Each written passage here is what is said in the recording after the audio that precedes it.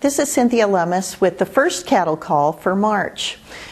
But even though it's March of 2013, I want to take you back to 2008. Do you remember what spending levels were like for federal agencies in 2008? Did you think they were inadequate?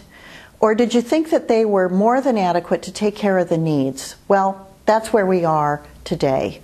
We've taken spending levels back to roughly 2008 spending levels through this mechanism called a sequester. The sequester cuts spending by 8 to 10% in a number of federal agencies. But we also recognize that in some ways that could impose some hardships. So we're going to allow federal agencies to use their reprogramming authority to come into Congress, make requests and say, hey, I'd like to take money, for example, out of campground restoration and put it into our wildfire fighting account. And they'll be able to get quick authority for those kind of changes to meet new and changing priorities.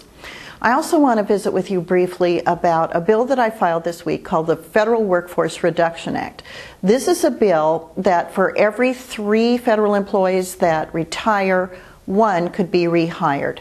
It's a way to downsize the federal employment base without firing people, without laying them off. We'll do it through attrition as they retire. So it brings about that smooth glide path to transition to a smaller federal workforce. It will also save about $35 billion over the 5-year period it will take to accomplish the change.